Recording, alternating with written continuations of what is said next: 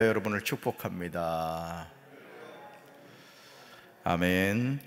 오늘 신명기 20장 1절부터 20절까지 말씀으로 하나님이 함께 행하신다, 하나님이 함께 행하신다, 이런 제목으로 말씀의 은혜를 나누고자 합니다. 다윗이 아들 압살롬을 피할 때 지은 시인 시편 3편 1절과 2절에서 그는 다음과 같이 탄식하고 있습니다. 우리는 다윗의 탄식이 우리 자신의 탄식임을 고백하게 되죠. 우리 말씀 같이 읽습니다. 주님, 나를 대적하는 자들이 어찌 이렇게도 많습니까? 나를 치려고 일어서는 자들이 어찌 이렇게도 많습니까? 나를 빗대어 하나님도 너를 돕지 않는다 하고 빈정대는 자들이 어찌 이렇게도 많습니까? 아멘. 이 험한 세상에서 서로 도우며 살아도 힘든데 정말 안타깝게도 우리 주변에서 다윗이 탄식하는 일을 하는 대적들이 너무 많음을 보게 됩니다. 그러므로 이런 일이 있을 때마다 우리는 영적으로 깨어서 나의 도움이 되시는 하나님만을 바라봐야 합니다. 다윗은 세 가지로 탄식하죠. 첫째, 주님, 나를 대적하는 자들이 어찌 이렇게도 많습니까? 둘째, 나를 치려고 일어서는 자들이 어찌 이렇게도 많습니까? 셋째, 나를 빗대어 하나님도 너를 돕지 않는다고 빈정대는 자들이 어찌 이렇게도 많습니까? 여러분, 우리가 신앙생활하면서 교회 공동체 안에서도 이런 사람과의 관계에서는 갈등 때문에 어려움 당하는 경우가 많습니다. 어찌 보면 우리가 육신의 장막을 벗는 그날까지 이런 관계에서 오는 갈등의 문제, 고통의 문제는 우리에게 늘 다가오는 것이죠. 이것이 우리가 살아가는 삶의 여정입니다. 이 세상은 충분히 살만하지만 원수 마귀는 우는 사자같이 삼킬자를 찾고 있습니다. 여러분, 사람이 마귀는 아닙니다. 그러나 사람의 배후에서 마귀가 역사한다는 것이죠. 전혀 뜻하지 않는 거짓말을 만든다거나 또 오해의 소지를 만드는 경우가 있죠. 다윗은 대적들의 조롱에 넘어지지 않았습니다. 어떤 인생의 시련이 다가와도 하나님께 부르짖을 때 응답하시는 줄로 믿습니다. 그래서 우리가 이 세상을 살면서 어디를 바라보고 어디에 초점을 두느냐가 중요하다라는 것이죠. 다윗은 시편 3편 3절과 4절에서 믿음으로 분명하게 고백하고 있습니다. 같이 읽습니다. 여호와여, 주는 나의 방패시요 나의 영광이시요 나의 머리를 드시는 자신이다. 내가 나의 목소리로 여호와께 부르짖으니 그의 성산에서 응답하시는도다. 셀라. 아멘. 신명기 20장은 적군과 싸우려 할 때 어떻게 해야 하는지에 관한 내용이 나옵니다. 먼저 1절을 보시면 하나님은 하나님의 자녀들에게 정말 중요한 말씀을 하고 계시죠. 1절 같이 읽습니다. 내가 나가서 적군과 싸우려 할 때 말과 병거와 백성이 너보다 많음을 볼지라도 그들을 두려워하지 말라. 애굽 땅에서 너를 인도하여 내신 내 하나님 여호와께서 너와 함께 하시느니라. 아멘. 그 다음에 죽으세요. 내 하나님 여호와께서 너와 함께 하시느니라. 전쟁에서 승리하기 위해서는 협력이 중요하죠. 우리가 적군과 전쟁을 할 때 가장 먼저 보는 것이 뭐죠? 말과 병거와 백성의 수입니다. 왜냐하면 전쟁에 참여하는 군인과 전쟁 물자가 전쟁의 승패를 결정하는 중요한 요소가 되기 때문입니다. 여러분, 지금 우크라이나 전쟁에서도 러시아가 헤르손에서 철군을 한다, 이런 보도가 있습니다. 왜 그렇죠? 지금 유럽과 미국에서 엄청난 전쟁 물자를 우크라이나에 지원해주고 있기 때문에 그렇습니다. 사실 지금 우크라이나 전쟁은 벌써 끝날 전쟁이었죠. 그런데 유럽과 미국에서 엄청난 전쟁 물자를 지원해 주니까 지금 러시아가 밀리고 있는 형국인 겁니다. 이와 마찬가지로 전쟁을 함에 있어서 말과 병거와 백성의 수는 전쟁의 승패를 결정하는 너무 중요한 요소가 된다는 거죠. 그런데 이런 중요한 요소가 열쇠라고 할지라도 두려워하지 말라, 이렇게 말씀하십니다. 왜냐하면 애굽에서 인도해내신 하나님이 함께 하시기 때문입니다. 오늘 우리가 이 사실을 깨닫고 살아간다는 게 참 중요합니다. 이 사람의 마음이라는 게 갈대와 같아서 막 새로운 소망을 가지고 막 도전하다가도요, 그냥 뒤돌아서면 그냥 풀이 죽어가지고 그런 경우가 많거든요. 그러니까 우리가요, 이 마귀란 놈이 우리의 마음을 우울하게 하고 낙심하게 하고 절망하게 합니다. 마귀의 주특기가 그거예요. 그래서 성령이 함께 하시면 어떻게 해요? 그냥 새 힘이 막 생기고 말이죠. 막 인생의 소망을 가지게 되죠. 할렐루야. 오늘 새벽에 나오신 분들은 성령이 함께 하시기 때문에 나오신 줄로 믿습니다. 그러니까 우리가 죽을 때까지요, 성령에 취해서 살아야 돼요. 제가 늘 말씀드리잖아요. 제정신으로 살면 안 된다. 우린 제정신으로 살면 낙심하게 됩니다. 인생이 암울하게 보여. 그러나 성령에 취해서 살아가면 쨍하고 해뜰 날이 늘 우리에게 있는 줄로 믿습니다.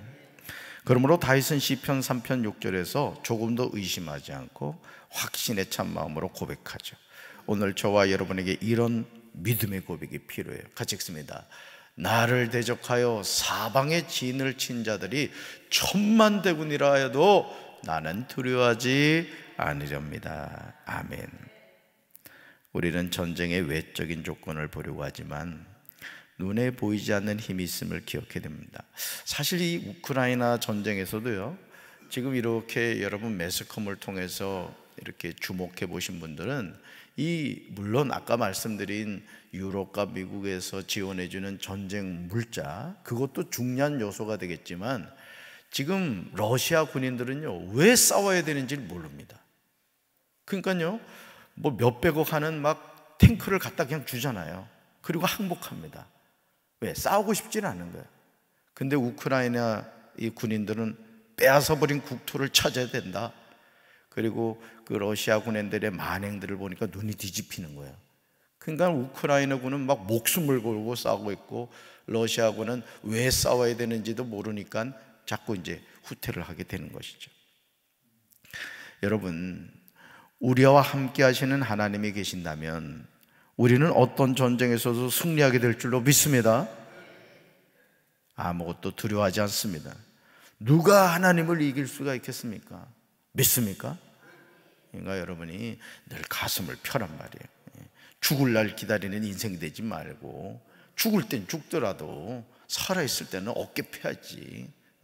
여러분, 자식이 말이죠, 이렇게 살아가는데 말이죠, 티미하게 그냥 어깨 축 처져가고 지내봐요. 열불 나요, 안 나요? 열불 난단 말이에요. 담임 목사도 그래요. 담임 목사도 성도들이 말이에요, 눈이 초롱초롱하고 말이죠, 뭐 그냥 뭐라도 하려고 이래 보여야지 담임 목사가 힘이 나지. 눈이 티미 해가지고 그냥 이래 봐, 담임 목사 열불 나지. 갑자기 분위기가 이상해지는 것 같아요. 이스라엘 백성이 싸움터에 나가기 전에 제사장을 불러서 군인들에게 격려의 말을 하게 하여야 한다, 이렇게 모세가 말해요. 그 내용이 신명기 20장 3절과 4절에 나옵니다. 지금 여러분 하나님의 음성을 들으시기 바라요. 이 음성을 듣는 게 중요해요. 같이 읽습니다. 말하여 이르기를 이스라엘아 들으라. 너희가 오늘 너희의 대적과 싸우려고 나왔으니 마음에 겁내지 말며 두려워하지 말며 떨지 말며 그들로 말미암아 놀라지 말라. 너희 하나님 여호와는 너희와 함께 행하시며 너희를 위하여 너희 적군과 싸우시고 구원하실 것이라 할 것이며. 아멘. 여러분, 이스라엘 백성이 전쟁터에 나가기 전에 제사장을 불러서 군인들에게 격려하는 말을 하게 해야 된다. 3절과 4절 다시 보세요. 이스라엘아 들으라 하면서, 그죠? 너희가 오늘 너희 대적과 싸우려고 나왔으니 보세요, 마음에 겁내지 말며 두려워하지 말며 떨지 말며 그들로 말미암아 뭐 하지 말아라? 놀라지 말라. 놀라지. 왜요? 너희 하나님 여호와는 너희와 함께 행하시며 너희를 위하여 너희 적군과 싸우시고 구원할 것이라. 힘이 나요, 안 나요? 힘이 나는 것이죠. 그러니까 여러분, 우리가 이 사실을 깨닫고 사는 게 중요해요. 저도 이 목회를 하면서 때로는 저도요 우울할 때가 있어요. 담임 목사도 그럴 때가 있다. 이거 속색이지만 새벽기도 나온 사람들 그래도 속 안 새기는 사람들이지. 그러니까 여러분, 사람의 마음이라는 것은 늘, 그러니까 누굴 바라보느냐가 중요한 겁니다. 하나님이 함께 하신다. 이 세상에서 전쟁이 두렵지 않은 사람이 누가 있겠습니까? 그래요, 안 그래요? 전쟁은 두렵습니다. 전쟁은 공정과 상식이 없어요. 이겨야 된다는 그런 어떤 의식을 갖고 살아가죠. 그런데 하나님은 하나님의 백성들을 향하여 이스라엘아 들으라 말씀하시면서 대적과 싸우려고 나온 군사들이 명심해야 할 것에 대해서 4가지를 말씀하고 계세요. 첫째, 따라합시다. 마음에 겁내지 말라. 자, 둘째, 두려워하지 말라. 셋째, 떨지 말라. 넷째, 그들로 말미암아 놀라지 말라. 아멘. 겁내지 말라, 두려워하지 말라, 떨지 말라, 놀라지 말라는 거예요. 그렇다면 하나님이 이 4가지를 말씀하시는 근거가 무엇일까요? 그 이유는 2가지. 첫째, 우리 하나님 여호와는 우리와 함께 행하신다는 거예요. 믿습니까? 이 세상에서 가장 축복된 인생이 누굽니까? 임마누엘의 은혜를 알고 살아가는 거예요. 여러분, 예수님의 이름이 뭐예요? 임마누엘이에요. 하나님이 우리와 함께 하신다. 여러분, 그런 인생은 됩니다. 하나님이 함께 하시는 인생은 되는 거예요. 둘째, 우리를 위하여 우리 적군과 싸우시고 구원하신다는 거죠. 그러니 천만대군이 다가와도 우리는 뭐한다? 두렵지 않습니다. 아니, 두려워할 이유가 없죠. 이것이 전쟁에 임하는 태도입니다. 그거 여러분, 군인이요, 이 군기가 바짝 드는 게 중요하단 말이야. 포탄이 쏟아지는 전쟁터를 향해서 누가 달려갈 수 있느냐? 군기가 바짝 든 사람이 달려갈 수 있는 것이죠. 신명기 20장 5절, 6절, 7절, 8절에서 장교들은 군인들에게 다음과 같이 지시하라고 말씀하십니다. 우리는 이 내용을 통해서 하나님이 전쟁에 임하는 군인들에게 얼마나 많은 배려를 하고 계신가를 볼 수 있어요. 여러분, 5절로 가보세요. 여러분 성경 어떤 사람이 나오죠? 새 집을 건축한 사람이 나오죠. 6절로 가볼까요? 어떤 사람이 나와요? 포도를 만들고 그 과실을 먹지 못한 자가 나옵니다. 7절로 가볼까요? 여자와 약혼하고 그와 결혼하지 못한 자가 나옵니다. 하나님은 이런 사람들은 집으로 모여라, 돌아가라, 이렇게 말씀하십니다. 왜? 전투 의지가 없는 사람들이잖아요. 그래요, 안 그래요? 새 집을 건축했는데 포도를 만들고 그 과실을 먹지 못했어요. 여자와 약혼하고 그와 결혼하지 못한 자가 나와요. 그러니 여러분, 하나님의 일도요, 정말 하나님을 바라보면서 충성된 자가 돼야 되는 거예요. 아멘. 우리는 모두 사명자입니다. 여러분, 그걸 잊지 마세요. 목회하는 목회자만 사명자가 아닙니다. 여러분도 하나님의 부름을 받았다고요. 장로로, 권사로, 집사로, 성도로 부름을 받았다고요. 이걸 잊지 마시라는 거예요. 심지어 8절 가보실까요? 8절. 두려워서 마음이 허약한 자는 집으로 뭐하라? 돌아가라 하시는데, 그 이유는 그런 사람이 있으면 다른 형제의 사기만 떨어지기 때문이라는 거예요. 그러니까 여러분, 신앙생활 하면서도 부정적인 말 하지 마세요. 어떤 하나님의 일을 할 때 여러분이 만약에 이유가 있어서 협력하지 못할 때는 그래도 믿음의 말을 하셔야 됩니다. 아멘. 예를 들어 교회 학교 전도사님들이 우리 뭐 해봅시다 이렇게 얘기하면 네 전도사님 한번 해보시죠, 이런 교사들이 돼야 되는 거예요. 전도사님이 뭐 해봅시다 하는데 아유 이건 안 될 것 같습니다, 이러면 전도사님이, 사람이 그렇습니다. 여러분이 담임 목사를 이렇게 일하게 만드는 방법 가운데 하나가 뭐냐면은 아유 목사님이 잘하십니다, 잘하십니다, 잘하십니다 이래야 돼. 그럼 담임 목사가 죽는지도 모르고 하는 거라고. 근데 담임 목사 일 안 하게 하는 방법이 뭐냐면 이것도 안 됩니다, 저것도 안 됩니다, 편히 쉬십시오 이러면 담임 목사가 룰루랄라지 뭐야. 아시겠어요?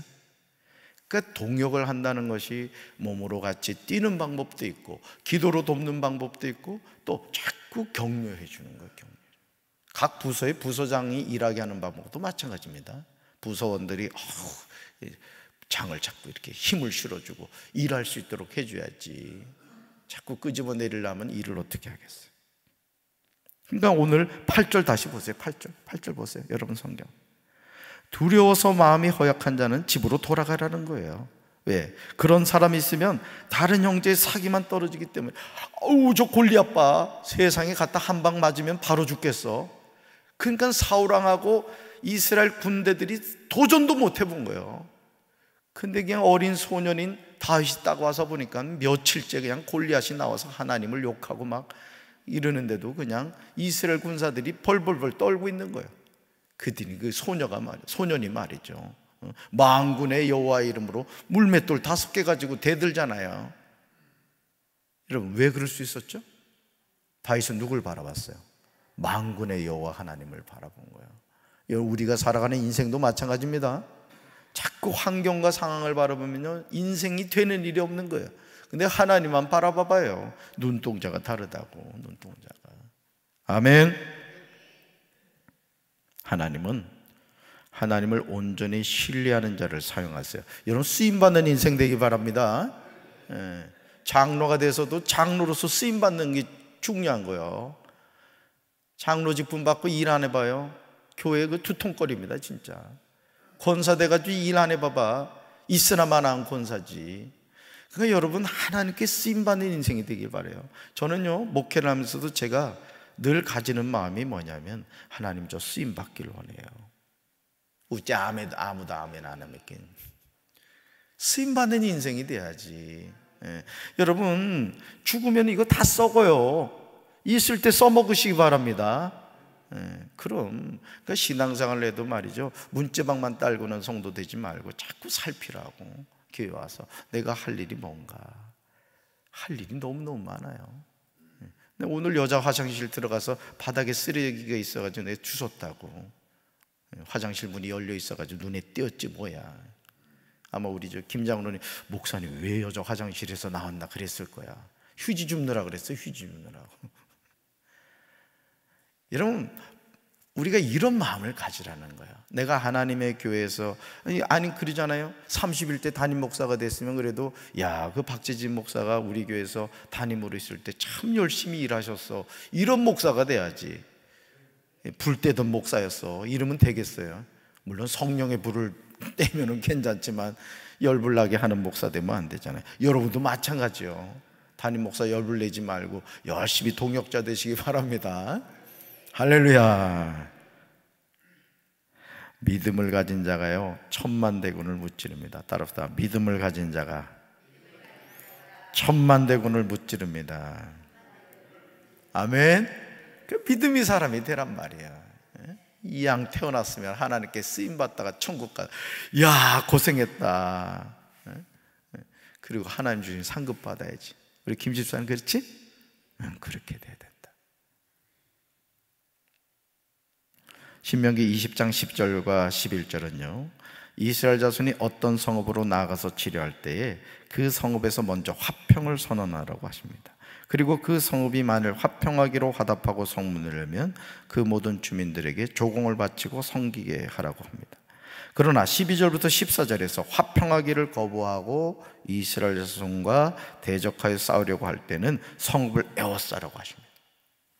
그런 다음 하나님 그 성읍을 이스라엘 손에 넘겨주시면 칼날로 그 안에 모든 남자를 다 쳐 죽이라고 하세요. 그러나 오직 여자들과 유아들과 가축들과 성읍 가운데 있는 모든 것을 탈취물로 삼아도 된다 이렇게 말씀하세요. 신명기 20장 16절 17절 18절을 보시면 하나님은 하나님이 주시는 기업에 대해서 어떻게 처리해야 하는가에 대해서 말씀하십니다. 우리는 이 말씀이 너무 잔인하게 느껴지지만 하나님이 그렇게 말씀하시는 분명한 근거가 있음을 알아야 돼요. 우리 말씀이 좀 깁니다만 16절부터 18절 같이 읽습니다. 오직 내 하나님 여호와께서 내게 기업으로 주시는 이 민족들의 성읍에서는 호흡 있는 자를 하나도 살리지 말지니 곧 헷 족속과 아모리 족속과 가나안 족속과 브리스 족속과 히위 족속과 여부스 족속을 내가 진멸하되 내 하나님 여호와께서 내게 명령하신 대로 하라. 이는 그들이 그 신들에게 행하는 모든 가증한 일을 너희에게 가르쳐 본받게 하여 너희가 너희의 하나님 여호와께 범죄가 할까 함이니라. 아멘. 그 다음 이쪽에서요. 호흡이 있는 자를 하나도 살리지 말지니 그 다음 내가 진멸하되 이겁니다. 하나님은 하나님이 이스라엘 자손에게 기업으로 주신 땅에 거주가 있는, 여러분 가나안 7족속 나오죠? 헷 족속, 또요 아모리 족속, 가나안 족속, 브리스 족속, 히위 족속, 여부스 족속을 어떻게 하라? 진멸하라고 하십니다. 진멸. 여러분 진멸한다는 건 완전히 씨를 말라버리라는 얘기예요. 심지어 호흡이 있는 자를 하나도 살리지 말라고 분명하게 말씀하십니다. 여러분 담임 목사가 여러분들에게 계속 하는 얘기가 있죠. 이단 대응 가이드북을 여러분에게 사서 드린 겁니다. 사서 드린 거예요. 오늘 신명기 20장 16절부터 18절에 나오는 가나안 7족속하고 똑같습니다. 이 내용을 읽어보면, 여러분 집에 가서 읽어보셨나 모르겠는데 정말 웃기지도 않습니다. 어제 제가 여호와의 증인이 왜 이단인지에 대해 설명해 드렸죠? 예수님을 피조물로 본다, 지옥의 존재를 믿지를 않는다, 그렇죠? 또 삼위일체를 부인한다, 여호와의 증인들만이 부활하여 지상낙원을 통치한다고 주장. 그러니까 열불나게 포교 활동을 하는 거예요. 야, 우리만 구원받아. 신천지도 똑같잖아요. 14만 4천. 근데 14만 4천이 넘어버렸거든요. 그 거짓말인 거예요, 거짓말. 그리고 결국 신천지 같은 경우도 이만희가 구원자입니다. 예수를 얘기하는 것 같지만 결국 예수를 밀어내고 이만희가 그 자리에 가 있는 거예요. 여러분 어떻게 여호와 증인 말처럼 예수님이 피조물입니까? 조금만 상식이 있어도 이건 100% 이단인 걸 알잖아요. 근데도요, 여러분 전도 안 하잖아. 근데 여호와 증인들은 열심히 전도합니다. 왜? 자기들만 구원받는다고 생각하는 거예요. 근데 지옥향에 가는 거죠. 여러분 천국은 어떻게 가죠? 영접하는 자, 그 기름을 믿는 자들에게 하나님의 자녀가 되는 권세를 주었단 말이에요. 그 이름이 누구예요? 예수 그리스도란 말이에요. 여러분 천국은 예수 그리스도를 통해서만 갑니다. 이게 하나님이 정해놓으신 유일한 길이란 말이에요. 그런데 여호와 증인은 예수님을 피조물로 믿고 있는데 어떻게 구원을 받을 수 있겠어요? 깨달으시기 바라요. 아멘. 하나님이 왜 이렇게 말씀하시느냐, 왜 가나안 7족속을 진멸하라, 하나도 살리지 말라 하느냐, 이유가 있어요. 이유가 18절에 나옵니다. 거다 밑줄 그으셔야 돼요. 이는 그들이 그 신들에게 행하는 모든 가증한 일을 하나님의 백성들에게 가르쳐 본받게 하여 하나님께 범죄하도록 만들기 때문입니다. 실제로 이스라엘이 멸망한 이유는 하나님이 경고하시는 이방신들에게 행하는 모든 가증한 일을 본받아 범죄함으로 하나님의 심판을 받았습니다. 정말 두려운 말씀이죠. 며칠 전 인터넷 신문을 봤더니 그 감리교 목사 가운데 그 큐 축제에 가가지고 그 축도를 한 이 아무개 목사가 나오더라. 2년간 지금 교단에서 정직을 시켰어요. 그랬더니 어떤 또 기독교 단체에서 이제 그거에 대해서 부정적으로 얘기를 한 거예요. 그 동성애자들도 쉽게 말하면 하나님의 어떤 그 사랑을 받아야 될 존재가 아니냐. 그런데 거기 가서 축도했는데 뭐가 문제가 되느냐, 이런 식으로 논리를 전개하더라고요. 여러분 오해하지 마세요. 우리는 동성애자들을 불쌍히 여겨야 됩니다. 그들도 구원받아야 될 영혼인 건 맞아요. 그러나 동성애는 하나님이 금지하신 겁니다, 여러분.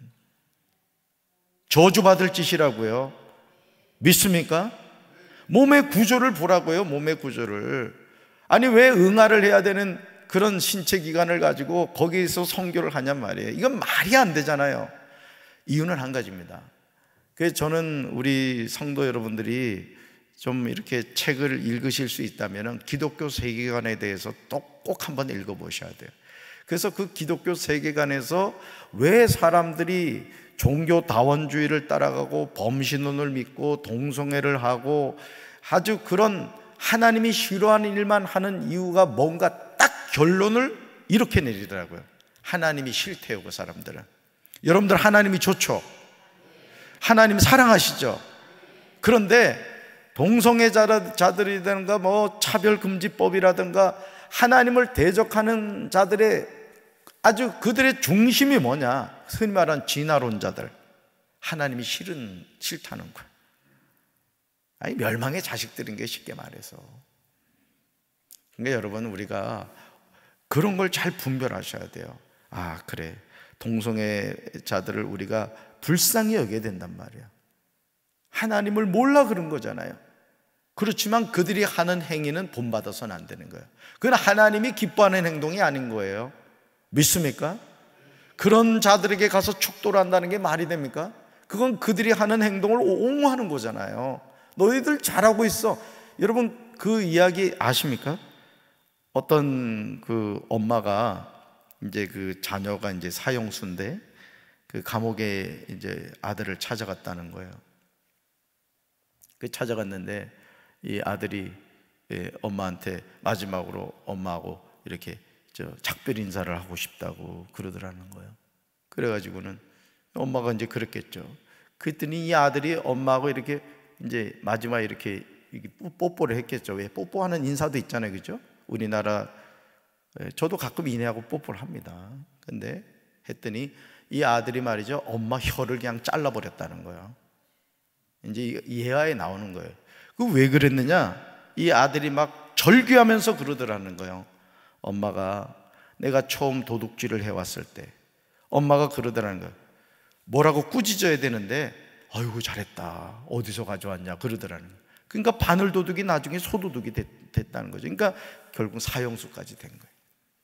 여러분, 오늘 우리가 기독교인으로서, 그리스도인으로서 성경을 똑바로 알고 하나님이 금하신 것에 대해서는 하늘이 두 쪽 나도 타협해서는 안 될 줄로 믿습니다. 정신 바짝 차려야 됩니다. 여러분, 우리 자녀들이 살아가는 미래는 더 험악해지는 거예요. 저 미국이나 유럽 보세요. 다 동성애 허락하고요, 심지어 개하고도 결혼합니다. 고양이하고도 결혼을 해요. 남자가 남자와 결혼하고 여자와 여자가 결혼한다고. 하나님을 대적하는 거죠. 우리나라도 멀지 않았습니다. 깨어 있어야 됩니다, 여러분. 할렐루야. 그러므로 이제 우리는 지금 내 눈에 보이는 적군의 말과 병거와 백성이 많다는 것을 보고 두려워하지 마세요. 여러분, 쫄지 마세요. 하나님 함께 하시면 됩니다. 우리 인생은. 믿습니까? 오히려 소망을 잃어버린 나를 애굽 땅에서 인도해 내시고 지금도 나와 함께 하시는 하나님을 바라봐야 될 줄로 믿습니다.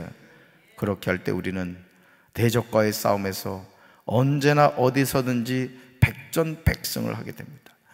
누구를 바라보고 어디를 바라보느냐에 따라서 우리 인생은 소망이 넘치게 되는 거예요. 승리하게 되는 거예요. 따라합시다. 하나님이 나와 함께 하십니다. 오늘도 그 하나님 바라보셔서 승리하는 우리 사랑하는 성도들 되기를 주님의 이름으로 축원합니다. 가슴에 손을 얹겠습니다. 하나님, 우리가 험한 이 세상 살아갑니다. 말과 병거와 군사의 숫자를 어찌 바라보지 않을 수 있겠습니까? 그러나 하나님이 우리와 함께 하시기에 우리는 능히 승리하게 될 줄로 믿습니다. 낙심하거나 두려워하거나 놀라지 않게 도와주시고 나와 함께 하시는 살아계신 하나님을 바라보면서 할 수 있습니다, 하면 됩니다, 해보겠습니다 믿음으로 고백하며 승리하는 오늘 이 하루가 되게 하여 주시옵소서. 예수님의 이름으로 간절히 축복하며 기도합니다. 아멘.